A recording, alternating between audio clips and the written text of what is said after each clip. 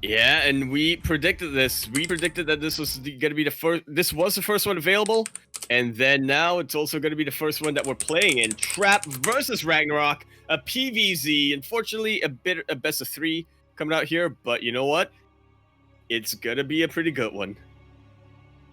Oh yeah, definitely. As a reminder to everyone, I don't think we got to touch on it, but we will be casting every single qualifying match. And as Yaku said, this is going to be the very first one. But the first of many, and by many I mean 4. And speaking of 4, we are now loading in onto Lightshade, LE. LE, of course, standing for Lengthy Investigation. Lengthy Investigation. You know what that is. In the bottom right-hand corner, map starting all the way in the bottom right-hand corner, the blue Protoss player coming out from Korea. He is currently teamless. So, you know, Nazgul, I mean, you know, nudge, nudge. We have Trap.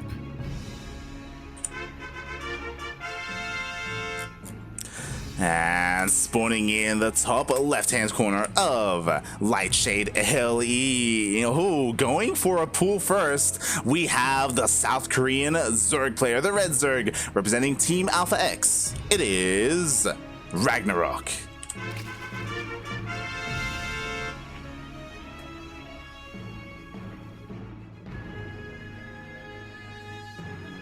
Oh boy. So we get it. If we get like out of 1 in 10 series straight into another, like I'm still like trying to process what just happened. It was kind of like, you know, pretty sudden. It's like, oh. Yeah, that was only one game that we casted of Dream versus Dark, but it felt like an entire series because so much was happening over there. Mm. Oh yeah, yeah. But now we are moving in onto RagnaroK versus Trap. My eyes are very much going to be on RagnaroK over here. Again, these two players, they are known for, you know, being a bit more reactive. Trap is more of the type of player who is reactive for safety. RagnaroK, he's reactive for reaction. Content? As he is the #1 Zerg content creator right now. Yeah, yeah. Very local, but... That he is. And again, I'm pretty interested to see what RagnaroK decides to do and the reasoning why he went for a pool first opening. Typically, like going for a 17 pool or a 16 pool is like kind of for safety. You don't really intend to do too much, and as a result, like we have 4 lings out on the map. If there was a proxy, it would have definitely helped. It really is just kind of keeping Trap honest, especially since Trap did go for a probe scout. Absolutely. RagnaroK just playing it safe right now.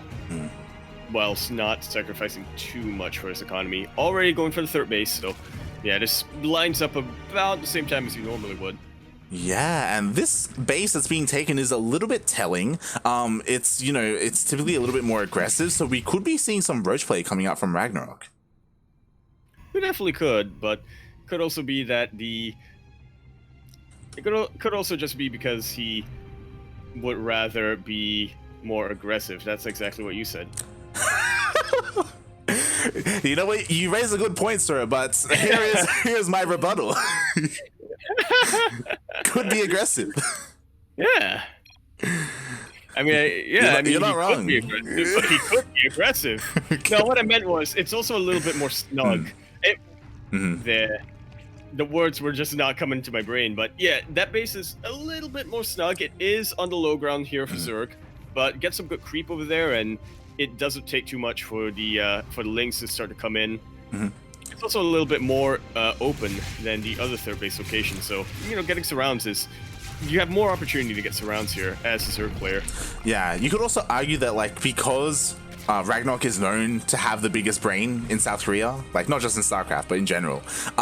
Like this could just be like, hey, this base is a little bit more exposed, it's a little bit more difficult to defend, but you know what? I'm doing this just for the mind games, just to instill a little bit of fear into Trap, because Trap may be second guessing himself. Like seeing this base positioning, you know, he may be like, oh, maybe he's going to be a little bit more aggressive, maybe I'm going to play a little bit more defensive as a result. I cannot even keep up with the level of 4D chess being played right now. This is the match of intellectuals, is what we're seeing. Oh yeah, exactly. And we do already see, so we didn't get to mention it, but Trap is going for a Stargate opener, and already opening up with double Oracle, could be going for a triple. I'm waiting for it. Oh. You know what?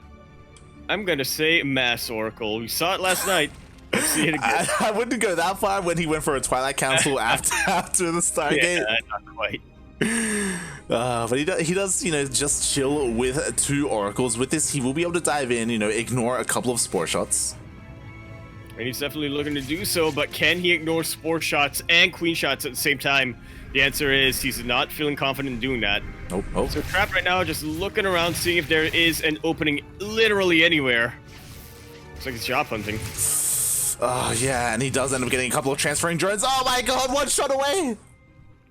Literally at 1 health, but the Oracle is able to live. That's gotta sting a little if you're RagnaroK. Yeah, so close yet so far, just barely not able to get it. And we do have the Evo Chamber being thrown down and +1 melee on the way for RagnaroK.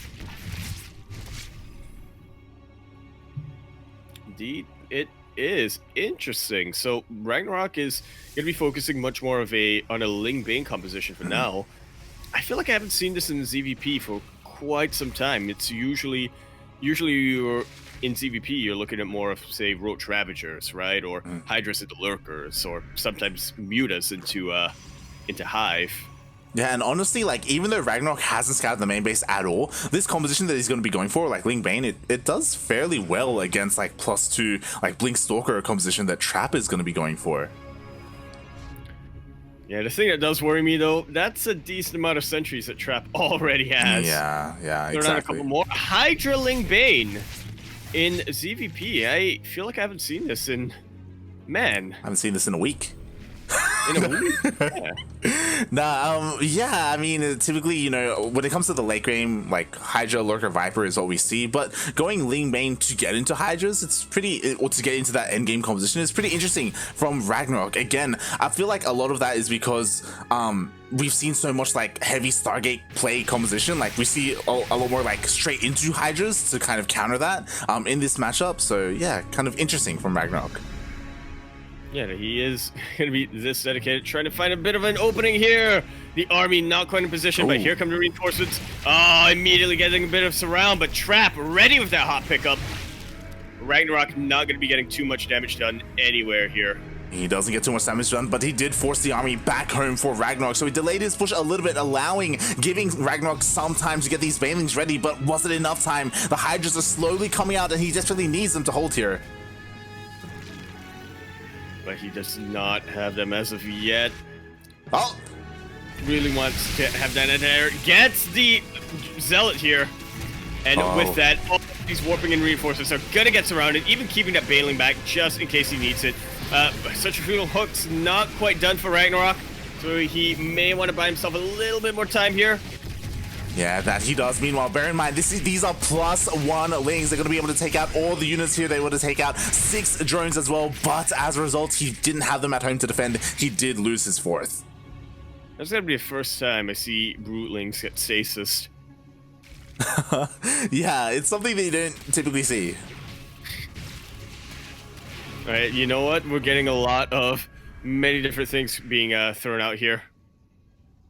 Oh, yeah, and so interestingly, the 4th is still, RagnaroK didn't immediately retake it. Instead, he's made a massive wave of Lings, so he's looking to try and go for a big counterattack, and he may be able to do so. Again, the wall is not a wall. No, it is not. He may want to get a couple of Banelings before he busts into that. Well, the Banelings are up here with the rest of his main army. RagnaroK really far off the creep, so he does not want to mess with that, but now that he confirms that there's nothing here in the natural base, he does manage to sneak a couple of Lings in, but a very quick warp into Zealot here from Trap. RagnaroK, his attention a little bit elsewhere, not quite attacking.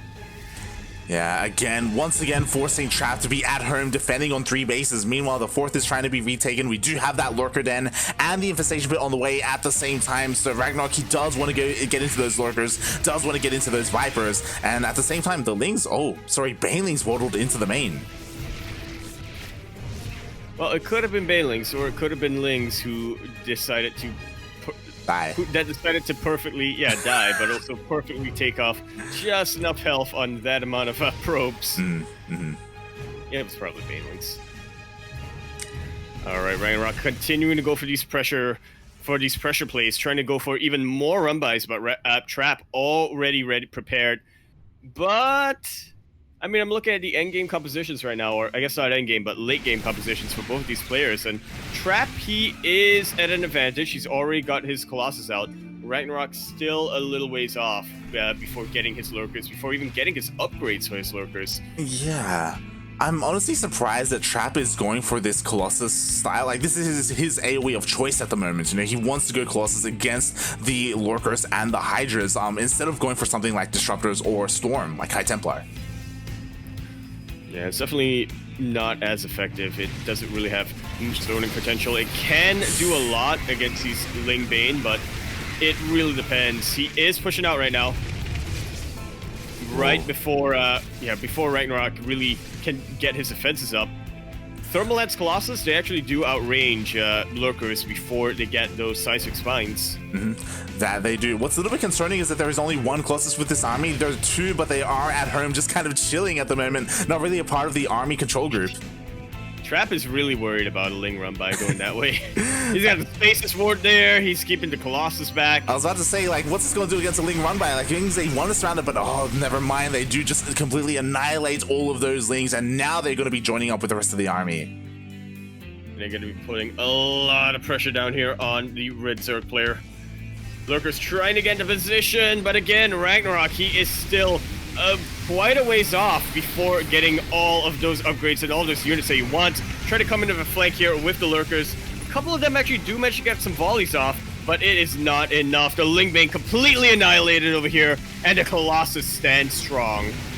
Oh, exactly. And now it's just the Lurkers, and they're so naked. There's nothing to protect them. So as long as detection is here, and it is, then Trap can just pounce on top of them. But no, instead he opts to try and go for the base.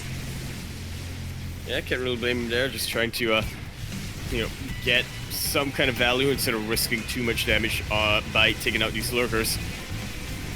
That said, he can win a straight-up engagement. Well, he's still got to be a little smart about it. He can't just suicide his army into those Lurkers, but he can still take the straight-on engagement. He has almost twice the army supply. Yeah, but you know what? He's being smart about this. He's utilizing his Disruptors. He was waiting for charge to finish for these Zealots, and GG gets called. Trap taking game number 1.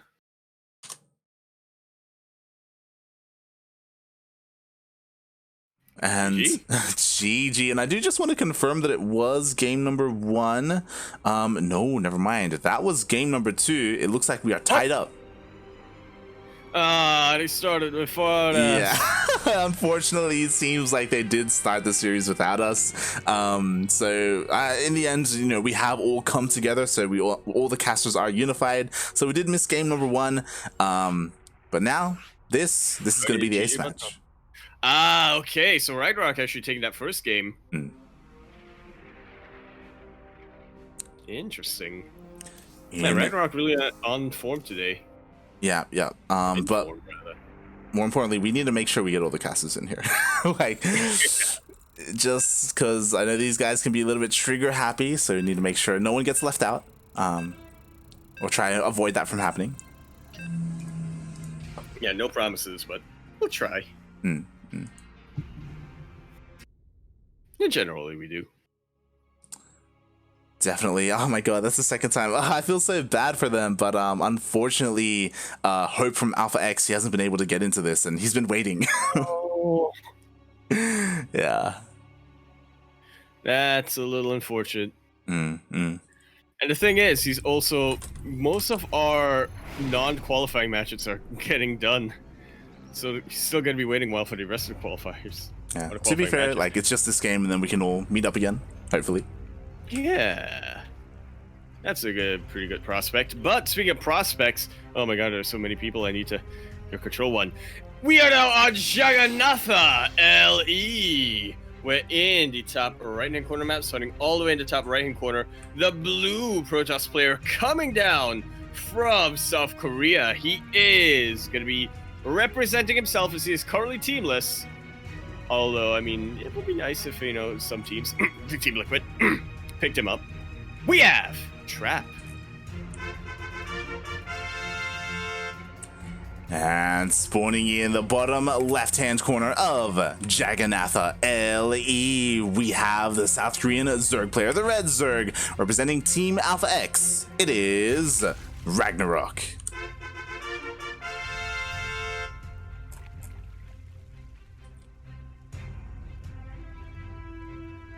All comes down to this. One of these players is going to be qualifying for the TSL number 6. Whereas the other one, going to have to come back on qualifier number 2. Or potentially qualifier number 3, but you'll probably do qualifier number 2. Yeah. I mean, we did have enough players for a full round of 16 brackets. And as a reminder, there are 3 Korean qualifiers, and for every single qualifier, 4 players do make it through. So there's plenty of opportunity for these players. It just does kind of come down to seeding because there's no lower bracket. So it's just like whatever seeding you get, whatever opponents you get, it's kind of like a luck of the draw. Like the Irish. Yeah. So it would be a bit of a shame, like if you go in and then you have Maru round 1. It's like, oh well, like it's already a rough start. And you go in day number 2, you get Maru again. You go in day number 3, and you get Maru again. It's possible. So yeah, best of luck to all of these Korean players. Again, this is, as you said, this is the first one. You know, even though some players are being knocked out, there's still plenty more chances for them. Absolutely are. There are plenty of seeds available. But it really does kind of suck having to, come back for the qualifier.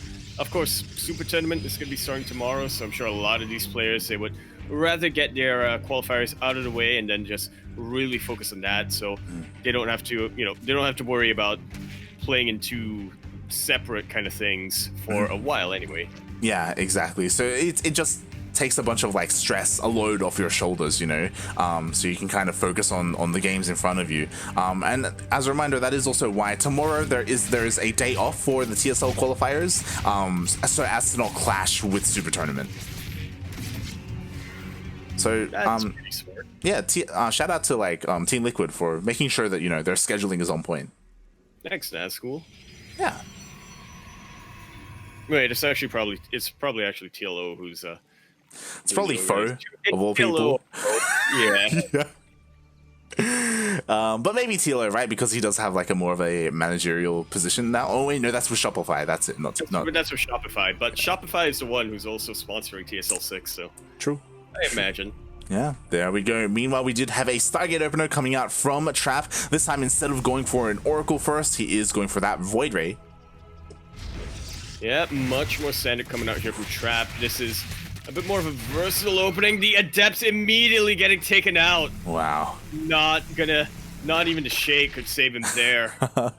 Oh my god, they shaded in, and that's exactly what RagnaroK wanted. He immediately pounced on them, took them out. They got nothing, no value whatsoever. Meanwhile, Trap going for a very similar style, except this time, of course, with the Void Ray first, he denies scouting, and then immediately throws down that Twilight Council.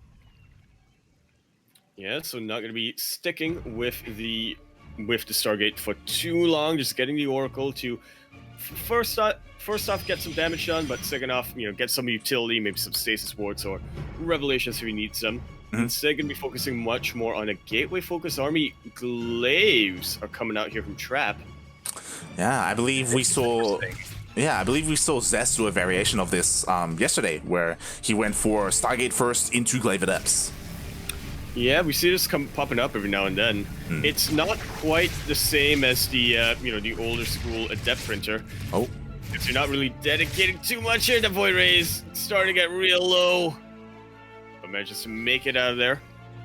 But yeah, as I was saying, it's not quite the same as the Adept printer, because usually you're just getting a big wave of Adepts, move them across the map to see what they can get done. You're not going to be getting typically anyway, you're not going to be getting a Warp Prism out to continue to keep that push up. Yeah, that is the biggest difference, because there's no Robo with this build, so there's no way to get out a Warp Prism. It's on Trap to throw down either a Proxy Stargate to reinforce, or just not reinforce at all and just commit with these Adepts, and that's exactly what he's going to be doing. We do have Glaives finishing up quite soon, and it looks like the Adepts do get scouted by the Lings. Very, very important for RagnaroK to have scout the timing here.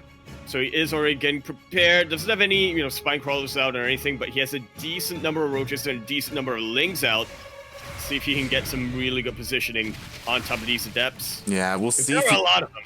Oh, that's what I mean. Like, we'll see if he has enough, because he has a decent amount of Lings and Queens. Oh, does have enough to force Trap not to commit to that shade, but he's reinforcing. Yeah, surprisingly, his kind of sticking to the Adepts for the time being. Anyway, should see a bit of a tech and composition switch soon-ish. Oh yeah, with definitely. This robo facility. Yeah, we do have that. I'd be very surprised if he gets a War Prism from there first. Yeah, he should be taking into Immortals from here, and immediately 2 Adepts do go down. So I do like that Trap is being very patient. He's not overly committing to any shade. He's trying to make sure he keeps his Adepts alive, to make sure he keeps the threat of the Adepts here present for RagnaroK, so RagnaroK stays at home. Yeah, forces RagnaroK to stay at home, forces him to, build units like, say, these roaches, where he doesn't typically want to keep them for too long. Meanwhile, RagnaroK, he's already thinking of his next step, already getting the Spire up. Yeah, honestly, I love this. This is such a smart play, but oh my god, he gets scouted! Immediately gets scouted. And whatever RagnaroK wanted to do, he's going to have to put in a bit of a adjustment there. He's not... maybe he might still be able to, get some Muta Harass done if he wants to. But... Yeah, I have to wonder if he clicked on it. I hope he did. Okay, there we go. So we have Blink on the way. I guess that's going to be his tech of choice to help deal with the Mutas. Meanwhile, the Adepts are still here, still threatening the bases of RagnaroK. But now, forced retreat all the way back. RagnaroK surprisingly pushing this. Yeah. We'll see if RagnaroK even... Okay, never mind. So RagnaroK was a little bit supply blocked, so he does make a wave of Overlords, and I'm just waiting for him to see if he gets like +1 flyer attack. There it is. Never mind. He is getting +1 flyer attack, so he is going to be committing at least a little bit to those Mutas. Yeah, no Corruptors should be made for the time being at any rate. It's much more of a later game option if, and I do want to stress, if Trap decides to go more into a Stargate play. RagnaroK, he's trying to hit with his timing. His +1 range is going to be finishing up pretty soon. Yeah, it is. Bailing speed is still a ways off. Ooh, RagnaroK does scout the main army in the center of the map. And again, this is quite intimidating, because again, the majority of the Adepts were kept alive. Now he's been able to reinforce this army with Immortals, with Sentries, with Stalkers. Blink is on the way as well. So Trap, he's just been slowly refining and growing this army, getting a little bit more terrifying as the game goes on. Meanwhile, ooh, a massive Ling run by. Yeah, I'm not quite getting to those mineral lines. Trap doing a really good job of SimCity, but is able to get a delay on a couple of these gateways. Actually, a kill on one of them at least.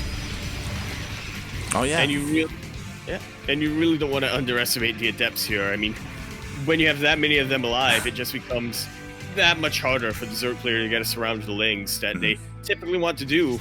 You're not going to be able to get that done when the Lings die before they can hit. Yeah, I'm just really curious to see what RagnaroK is really going to go for. So far, he's just going Ling, Bane, Roach Ravager, which does well. And I guess he's going to go for a big fight, a big engagement, and then just hard switch into Mutas. Especially because he's investing in those upgrades. Like, the option is there for him. Yeah, the option is there, but he's mostly exploring it for now. He's not really trying to go for it. Oh, RagnaroK coming in for the flank. The Templar looking a little exposed here, but Trap is able to back away with them. Doesn't have Storm yet. It is so important for RagnaroK to be able to try to take those out before they finish his researching. Yeah, honestly, Trap is bluffing right now. Like, RagnaroK doesn't know that Storm wasn't done. Like, maybe he could have committed to the fight, but he's terrified of the Storm potential. Yeah, and you really can't blame him there. One well-placed Storm is all Trap needs to really turn this around. Like so, forces RagnaroK under retreat. Just about every single Baneling gonna be evaporated to those Storms. That was the absolute, literal worst time RagnaroK could have committed into that. Yeah, exactly. And with that, Trap was able to just barely hold with the timing of that Storm, and now he's looking to counterattack across the map to the side of RagnaroK. And RagnaroK, his option, he has decided now is the time to go for Mutas. Is that the right play though? Like, there are a lot of Stalkers. There's even an Archon mixed in. Yeah, I mean, the Mutas can get things done, but honestly, it is going to be so RagnaroK is going to have to be so micro-intensive. A lot of probes went down towards that fourth base there for Trap. I'm not too sure what that was. Yeah, it looks like it does give RagnaroK a bit of a leg up here. Yeah, meanwhile, RagnaroK, he does lose a hatchery, and again, 20 mutas are on the way, and actually they're just going across the map. RagnaroK's going for the base trade. He immediately pulled all of his drones from that base. He is... Let's see if this pays off for him.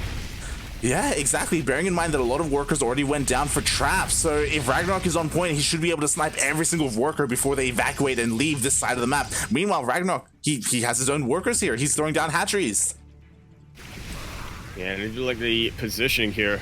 I really doubt that Trap is going to be scouting that anytime soon. He would probably be checking the corners of the map first. The thing that worries me is that Trap, not only does he have recall available to him, okay, he has a recall available to him, but... He recalled, but it gets denied! Just like so! And with that, all of the Nexuses have been taken out right now for Trap. He only has 3, he only has 1 probe left. That's his only probe. He cannot remake the Nexus. Exactly. This is literally his only probe. You know what, Trap, he's forced back home to try and defend because he realizes the situation he's in. He cannot win the base trade. He has to defend. And this is not Trap's entire army. It's definitely going to help him out quite a ton. But RagnaroK, he's already revealed one of his bases, already taken another base over here. Exactly. Now, oh, this is so exciting right now. Like, so what's scary, and the problem is that RagnaroK doesn't realize this. He's going to clean everything up here in the main base. He doesn't realize that this one probe is still alive for Trap, and he's got plenty of minerals. He can throw down a Nexus. But okay, now he's starting to move the probe around. This is starting to get pretty scary. Oh my god. RagnaroK, he could have closed this out. Like if he had, exactly. Like if he had killed that probe, like he would have won this game by now. These are the only buildings left for the Nexus does go down. But I tell you what, like RagnaroK, he does have these mutas. They are super mobile and they are on the hunt. They are looking for that one Nexus. Not quite finding it. Oh, he gets a probe. Oh, he sees it.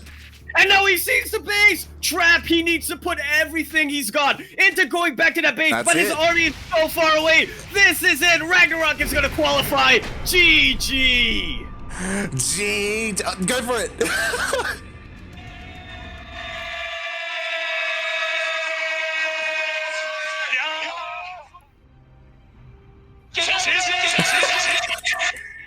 That deserves all of those GG hits. What a game to close this off with. Your first player to qualify for TSL number 6 is not going to be Trap, but RagnaroK. Exactly. GG. Congratulations, RagnaroK, able to take down the Protoss Tyrant in a Trap in a beautiful base trade. Oh, I'm really loving that decision making coming up from RagnaroK earlier on. Immediately when he saw the Protoss army in his face, immediately evacuates the drones to the other side of the map, decides, you know what, let's play this game. Yeah. Focus so much on those Nexuses as well, really making sure that Trap could not get a recall in. My god, that was when was the last time I saw a game go that close? Well, last night probably. That's what I mean. Like, it's all about the decision making there for RagnaroK. It almost slipped away from his fingers when he allowed, or when that probe was able to slip through, right, and throw down that Nexus. And there was a lot of potential for Trap to just send that probe across the map to his main army because he had 1k minerals to spend. But in the end, the probe was found, it was taken out, and the Nexus went down. GG RagnaroK. Oh my god. Woo! And with that, we are going to be getting into our second finals of the afternoon. Once again, thank you very much. Once again, congratulations to RagnaroK for being the first player to qualify. But now we're getting into a PvP, some familiar territory, Zaun versus Parting.